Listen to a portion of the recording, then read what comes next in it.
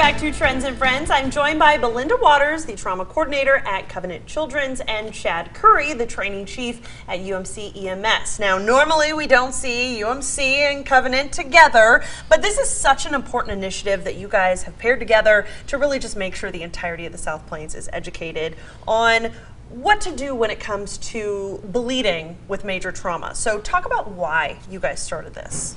So the Pulse nightclub shooting that occurred in Orlando, I actually got to participate on the what we call lessons learned from that. And so while a lot of things went really well, they did learn from some of the social media videos that had bystanders known how to control bleeding, that there could have possibly been some more lives saved. They actually rolled out a big initiative to have the public do it, so that's something that we're also wanting to do. So you're going to have a class that goes on where we can learn this. Correct. This is being sponsored by the Texas, our State Emergency Nurses Association, and then also our Lubbock Emergency Nurses Association.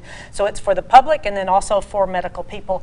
I would prefer that you know how to do it if we're together so that you can control my bleeding if something happened. So even for the public, it doesn't have to be a medical person. Okay, talk about the class. What are people going to actually go through? So as part of the class, as we talked about some things we learned from Sandy Hook shooting, you know, if a lot of times if that teacher would have been able to stop that bleeding, some of those patients might have been able to live. So we start to talk about basic bleeding control by just pressure, and then adding a tourniquet to that or packing those wounds. And so the more people we have that know this, and this class is designed for the layperson. It's not designed for medical staff. Okay. It's designed for the layperson. And so we want to be able to stop that bleeding quickly. And the more people, like she said, the more people that we have that are able to do that, it's no different than CPR, the better the outcomes are.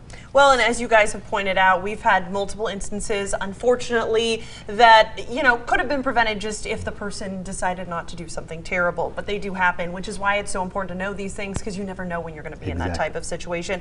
You also mentioned that we're going to have some school kids learning this as well. We are. So House Bill 496 just passed, and that's very good because that makes it a state mandate that all kids have to have bleeding control along with CPR before they can graduate, and it also gets funding there in order to have supplies there to be able to take care of that.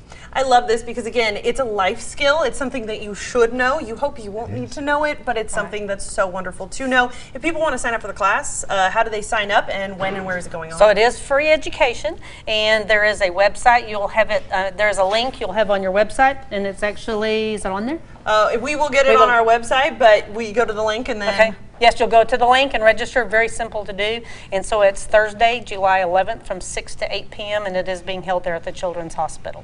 Wonderful. Thank you guys so much for joining us today and telling us about this wonderful and life-saving class. Definitely want to head on out. Is there limited seating? We're opening it up to 150 people. Okay. So we have quite a few seats still left over right now, but you want to register. Perfect. Make sure to get on out, sign up quickly, and coming up, details on healthy eating tips for the holiday. That's next.